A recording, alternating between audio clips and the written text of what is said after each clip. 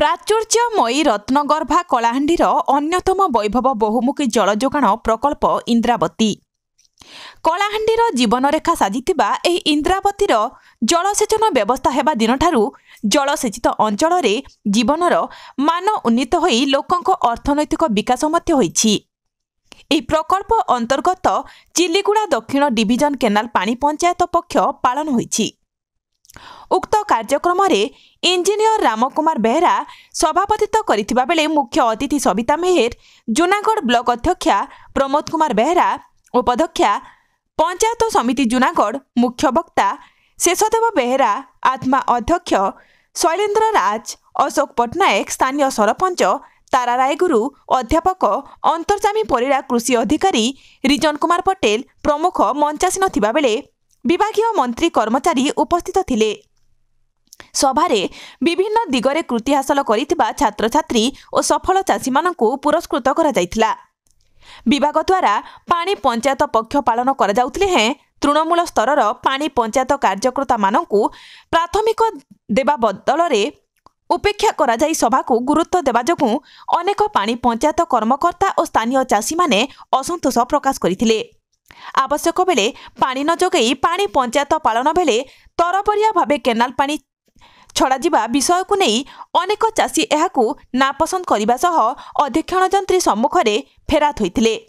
ଏହାକୁ ନେଇ ସଭା ଚାଲିଥିବା ବେଳେ କିଛି ସମୟ ଚାଷୀମାନେ ଅଧୀକ୍ଷଣ ଯନ୍ତ୍ରୀ ଓ ଅନ୍ୟ ଯନ୍ତ୍ରୀମାନଙ୍କ ସହିତ ବାର୍ତ୍ତାଳାପ କରିଥିଲେ। ସଭାଟି ଏକରକମ ତୁଷ୍ଟିକରଣ ନୀତିରେ କରାଯାଇ ପାଣି ପଞ୍ଚାୟତର ନିର୍ବାଚିତ ପ୍ରତିନିଧିମାନଙ୍କୁ ମଞ୍ଚରେ ସ୍ଥାନ ନ ଦେବା ଘଟଣାକୁ ପାଣି ପଞ୍ଚାୟତ କର୍ମକର୍ତ୍ତା ସହଜେ ଗ୍ରହଣ ନ କରି କ୍ଷୋଭ ପ୍ରକାଶ କରିଥିଲେ। ଯନ୍ତ୍ରୀମାନେ ଅନେକ ଦିନରୁ ଏହି ଡିଭିଜନରେ ଆସ୍ଥାନ ଜମାଇ ବେପରୁଆ କାର୍ଯ୍ୟକଳାପ ଜାରି ରଖିଛନ୍ତି। ଜଳସେଚନ ବିଭାଗ ସର୍ବୋଚ୍ଚ ଯନ୍ତ୍ରୀ ଓ ଜିଲ୍ଲାପାଳ ସ୍ୱତନ୍ତ୍ର ଦୃଷ୍ଟି ଦେବାକୁ ବିଭିନ୍ନ ମହଲରେ ଦାବି ହେଉଛି।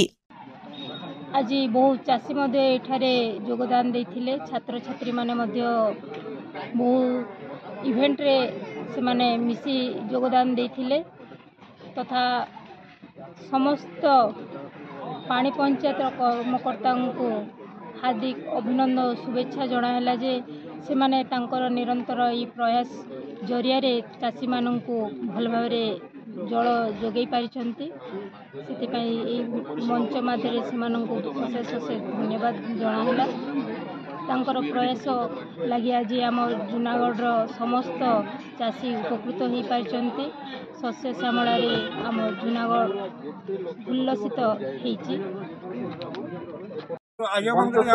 ପାଣି ପଞ୍ଚାୟତ ପାଳନ ପକ୍ଷର ତାର ଅର୍ଥ କାଣା ଆମେ ଜାଣିବାରେ ଚାହୁଁଛୁ।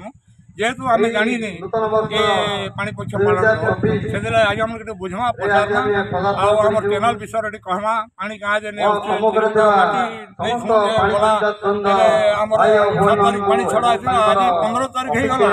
ତ ଏଇ ପକ୍ଷ ପାଳନ ମିଟିଂ ହଉଛି ବୋଲିକରି ଆଜି ରାତାରାତ କାମ କରିକରି ଏବେ ପାଣି ଛାଡ଼ିଛନ୍ ଯେନ୍ଟାକି ଏବେ ପଛରେ ଟେଲରେ ନାଇଁ ପହଞ୍ଚି ପାରବାର।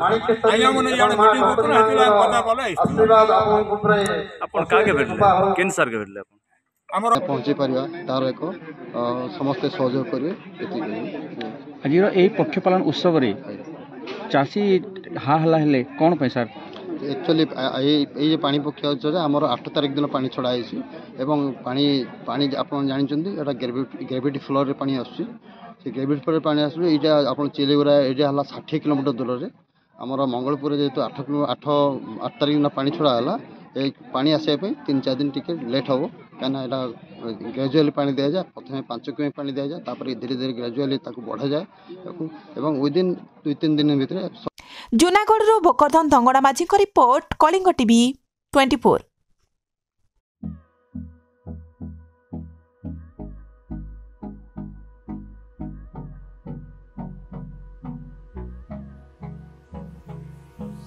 Hold me close till I get up. Time is barely on our side. I don't wanna waste what's left. The storms we chase are leading us, and love is all we'll ever trust.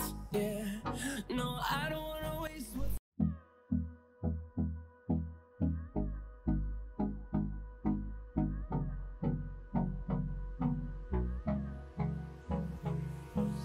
Hold me close till I get up. Time is barely on our side. I don't wanna waste what's left.